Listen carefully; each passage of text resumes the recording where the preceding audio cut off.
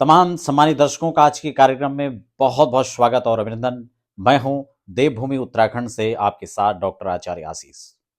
आज हम बात करने जा रहे हैं मीन राशि के जातकों के लिए कैसे साढ़े साथी जो है इनके लिए जाने वाली है, क्या जाते जाते इन लोगों को शनिदेव देने वाले हैं और कब से कब तक इनकी साढ़े साथी चलेगी, किस प्रकार का प्रभाव देखने को मिलेगा, क्या उपाय करें जो और बेहतर अपने जीवन को बना सकें।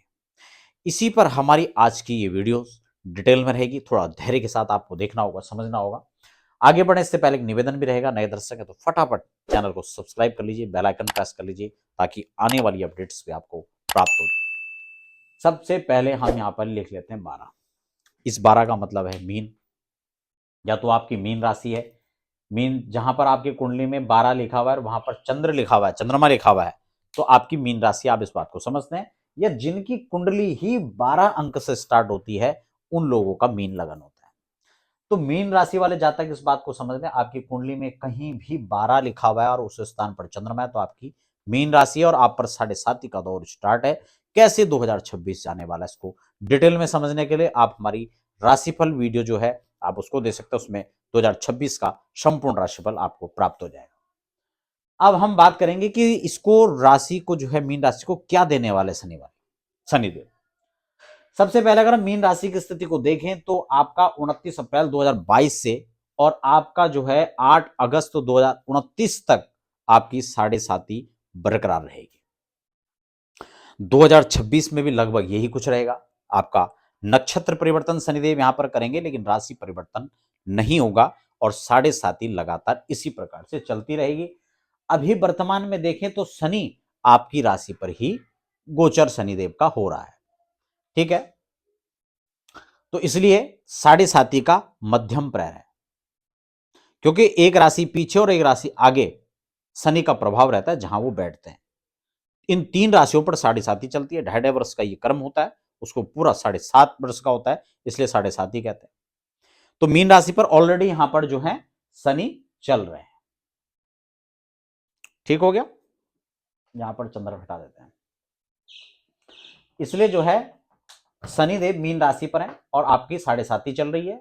इससे पीछे जो राशि है और इससे जो आगे राशि है यानी 1 और यानी 11, यानी कुंभ राशि पर, मीन राशि पर और मेष राशि पर साढ़े साती का दौर स्टार्ट है, जिसमें हम दो राशियों की पहले चर्चा कर चुके हैं। अब मीन पर हम देख रहे हैं।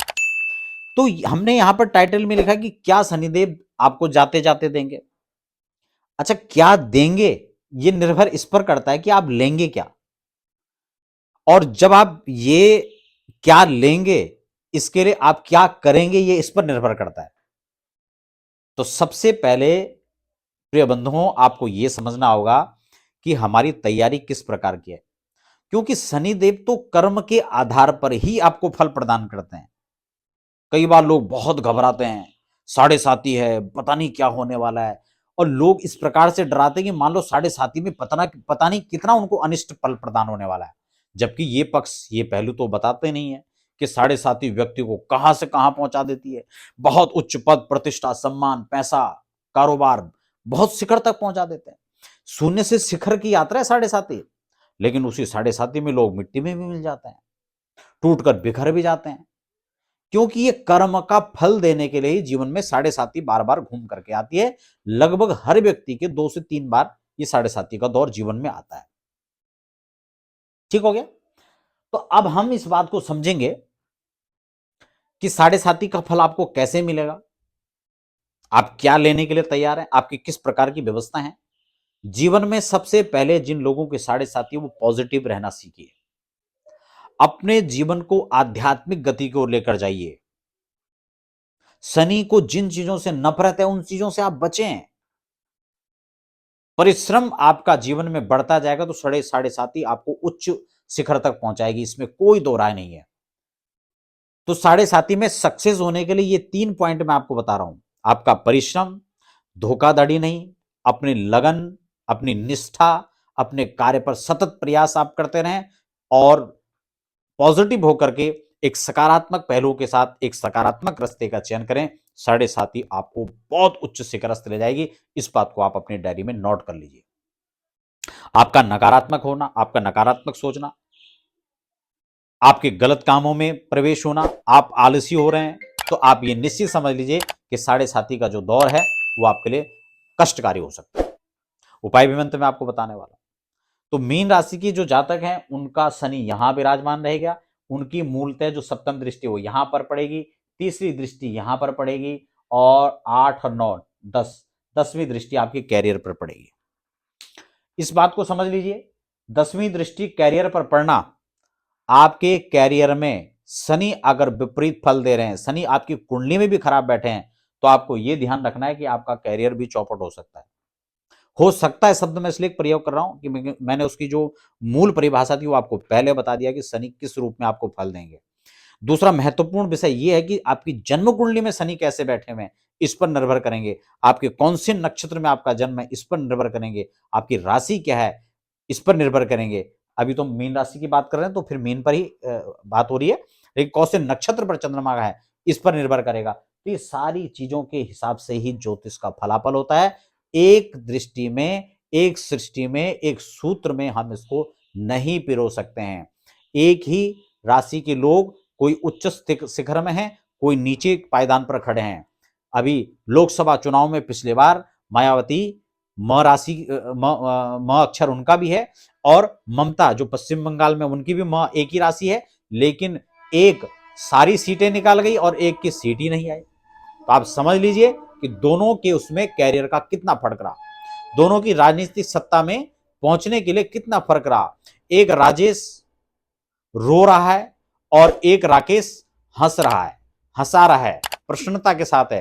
ये डिपेंड करता है आपकी कार्यशैली पर, आपके क्रियाकलाप पर, आपकी सोच पर, आपके दूरदर्शिता पर। शनि हमेशा बहुत स्लो चलता है, बहुत स्लो सोचता है और दूरगामी परिणाम को देता है, इसलिए इनकी दृष्टि यहां पड़ रही है।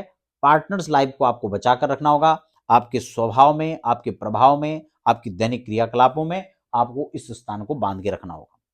इस स्थान की दृष्टि यहां पड़ रही है, जैसे जैसे आपका परिश्रम पराक्रम बढ़ेगा आप उन्नति करते चले जाएंगे। मीन राशि के जातक इस बात को जरूर ध्यान रखें, स्वास्थ्य का थोड़ा उनको ध्यान रखना पड़ेगा। बजाय पिछले साल के इस साल थोड़ा सा चुनौतियां कम हैं, लेकिन मानसिक थोड़ा सा परेशानी ये यहां पर दे सकता है। थोड़ा स्वास्थ्य की खासकर जो है चिंता आपको रहनी चाहिए। फेस पर कहीं ना कहीं कोई कट, कोई निशान, कोई चोट लग सकती है, इसको लेकर के सजग रहना होगा। दंत रोग, आपके मस्तिष्क में प्रॉब्लम, इस प्रकार की समस्याओं को यहां पर क्रिएट कर सकता है। शनि ज्वाइंट पेन दे सकता है, शनि कमर का दर्द है, इस प्रकार की जो चीजें हैं लंबी, जिनको ऑलरेडी बीमारी चल रही है उनको थोड़ा सा ध्यान रखना चाहिए।